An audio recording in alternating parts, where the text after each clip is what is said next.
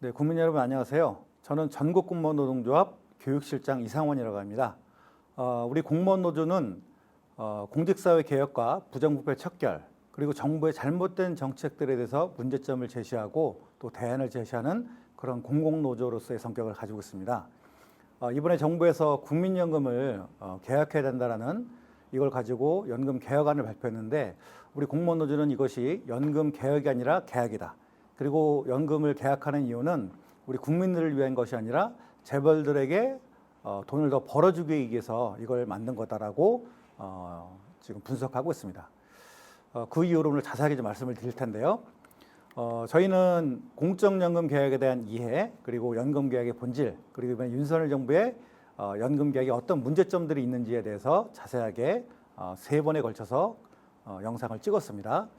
자, 먼저 공적연금에 대한 이해 부분을 말씀을 드릴게요.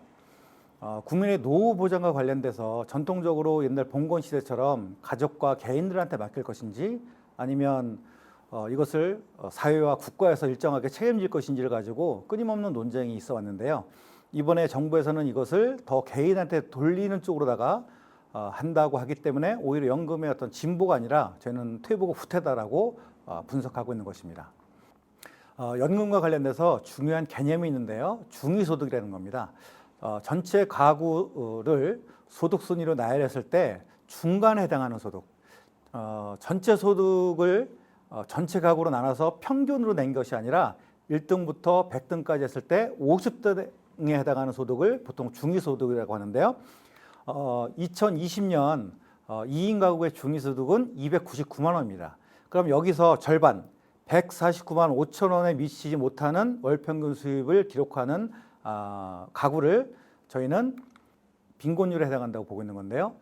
대한민국 국민들 노인 빈곤율은 전 세계에서 지금 20년 넘게 1등을 하고 있습니다. 2등하고의 격차가 너무 커서 이것을 뺏길 가능성이 상당 기간 동안 없어 보입니다. 또 하나는 대한민국 자체가 전 세계에서 자살률 거의 1등을 OECD 국가에서 기록하고 있는데, 노인 자살률은 월등히 더 높아요. OECD 평균이 18.8명인 반면에 대한민국은 58.6명으로서 3배가 넘는 숫자입니다. 그리고 노인들이 자살하는 주요 원인은 다른 것이 아니라 경제적인 이유가 80에서 90%를 기록한다는 것이 전문가들의 분석이에요. 그러면 이런 문제를 해결하기 위해서는 노인들의 노후의 빈곤율을 해소하고 보장성을 강화하는 쪽으로 가야 되는데, 오히려 이것보다 역행하기 때문에 저희는 이것을 개혁이 아니라 개혁이라고 주장하고 있는 것입니다. 연금은 공적연금과 사적연금이 있는데요. 공적연금은 국민연금, 사학연금, 공무원연금 등을 이야기하는 것이고, 사적연금은 개인 연금 시장에 가입하는 것을 사적연금이라고 합니다. 그리고 이 둘의 관계는 공적연금 지급률이 축소가 돼요. 계약되거나 해서 축소가 되면 사람들이 노후에 대해서 불안을 느끼기 때문에 개인연금으로 막 가입을 합니다. 그래서 민간 연금 시장은 돈을 버는 이런 구조로 돼 있다는 겁니다. 이게 연금 계약하는 주요한 본질이라는 거고요. 이것은 추후에 자세하게 저희가 문제점들을 분석해내도록 하겠습니다. 국민연금 수익률은 소득 재분배 기능이라는 게 있어요. 수입이 낮은 분들한테는 좀 더 많은 연금을 지급해주고, 높은 분들한테는 좀 적게 좀 더 적게 연금을 지급하는 것을 소득 재분배 기능이라고 하는데, 월 9만 원씩 납부하는 분들에게는 30년 납부하면은 6배 정도를 더 주고 있고, 45만 원씩 납부하는 분들은 2.5배 정도를 지급하고 있는 이런 합리적인 소득 재분배 기능을 가지고 있습니다. 민간에는 전혀 없죠. 자, 그리고 사적연금의 대표적인 것이 퇴직연금이라는 게 있어요. 근데 이 퇴직연금의 수익률이 10년 평균 2%가 되지 않습니다. 자, 지난해 퇴직연금 수수료가 1조 4천억 원이나 금융사들이 생겼어요.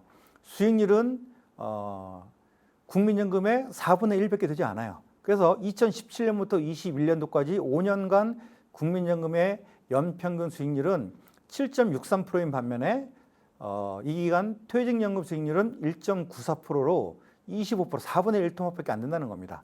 그러면 당연히 우리는 여기서 어떤 게 떠오르겠습니까? 개인연금을 가입을 유도해야 되겠습니까? 아니면 공적연금으로다가 국민들을 이동을 시켜야 되겠습니까? 당연하게 후자로 가야 되겠죠. 근데 정부는 전자로 가고 있다. 그 원인이 뭔지 자세하게 말씀을 드리겠습니다. 경제의 3주체를 가계, 기업, 정부라고 하는데 이 정부는 가계와 기업들 간의 어떤 불균형들 이런 것들을 합리적으로다가 조정을 해서 가계도 잘 되고 또 기업도 잘 되게 하는 이런 균형점을 찾아야 되는데 정부는 전혀 그런 역할을 하지 못하고 있다는 겁니다.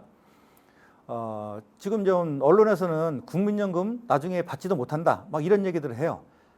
그런데 지금 예전에 국민연금이 용돈연금의 시절이 있었죠. 납입하는 돈이 너무 적었기 때문에 받는 돈도 적었던 거예요. 반면에 임금이 점점점 올라가면서 이제 용돈연금이 아니라 노후에 노후 생활을 보장해 줄 수 있는 실질적인 연금으로다가 전환되고 있어서 지금 월 200만 원 이상씩 받는 분들이 3만 명을 넘어서 지금 4만 명 꾸준하게 늘어나는 추세라는 겁니다.